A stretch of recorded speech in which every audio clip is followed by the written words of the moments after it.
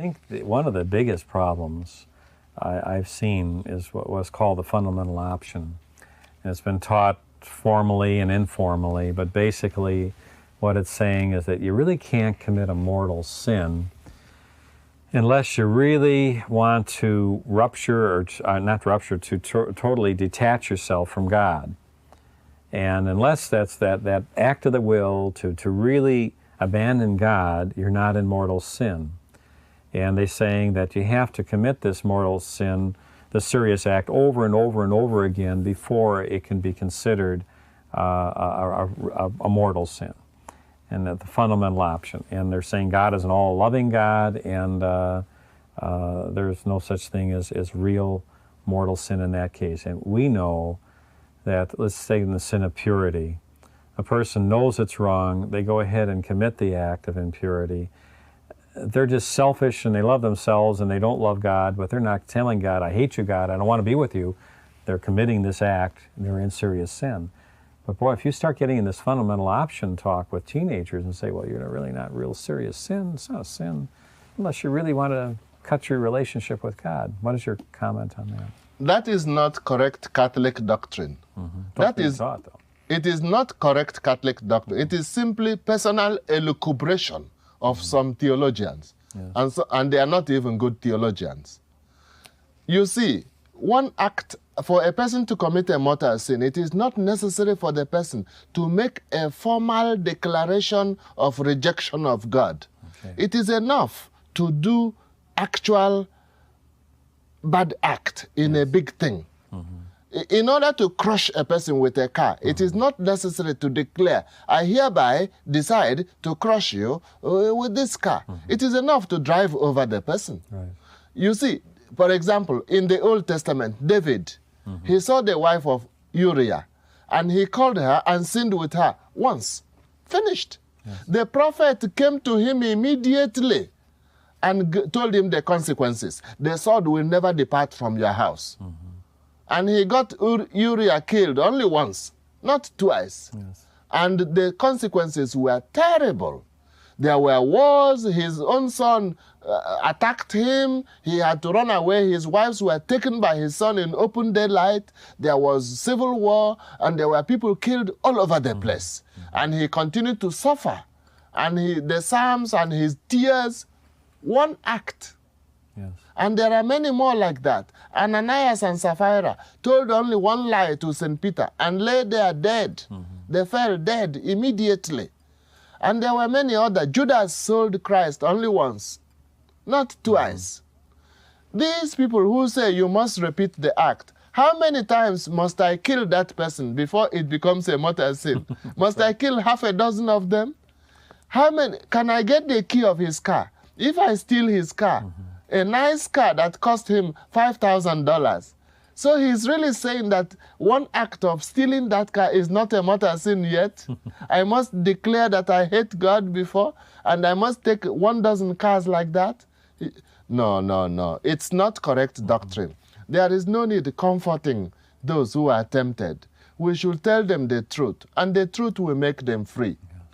Good theology tells us that if a person commits a seriously bad act, but there is lacking sufficient consent or sufficient freedom, then it may not be a mortal sin subjectively for that person. Right. But that is not because of the so-called fundamental option. It is because one of the qualities required for mortal sin is not there. What are the requirements for mortal sin? The requirements are, first, it must be a grave matter, a big thing in itself. Yes. Secondly, the person must have sufficient knowledge that it is a serious matter. Thirdly, the person must freely consent to do it.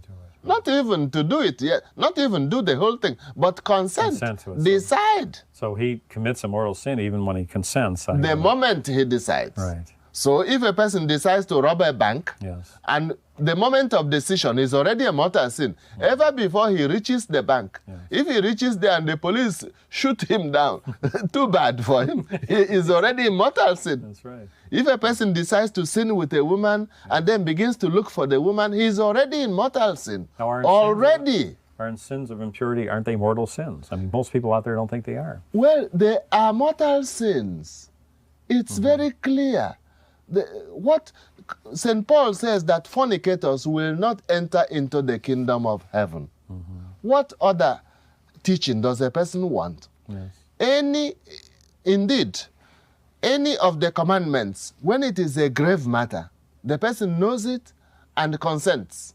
The person is in mortal sin. Yes. There are times when the individual will be in doubt whether it was a mortal sin or not.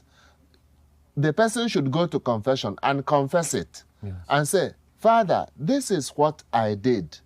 I do not know whether it was a mortal sin or not. But it means the person already knows it is a sin. Yes. It's only now whether it is mortal or not. And the person should give then, if a person really loves God, the person will want to avoid all sin. I know I've heard one person say that, well, I mean, if you don't go to Mass on Sunday, God's not going to send you to hell for that. And the fundamental option was just taken into that again, you know. The third commandment is a serious one. It's not a joke. God wants us to worship him, and we should go to Mass, at least on Sunday, says the church. The church specifies and says, at least on Sunday. And to make it less difficult, it can even be on Saturday evening, if it is in your area possible. If the person does not go to Mass, we will just apply one of the rules for mortal sin.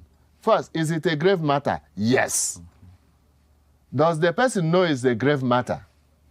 Yes. We are not sure. If one of these theologians deceived him, then the theologian will have the fault. Only God will decide that. Yes. Okay. Does the person consent sufficiently?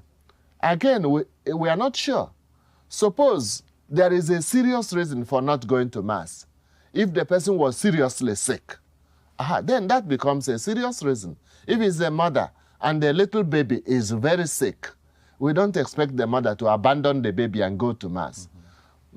All that. But if none of those reasons applies, it's simple laziness and nothing else, then the person need not expect any comfort from any theologian that is a good theologian.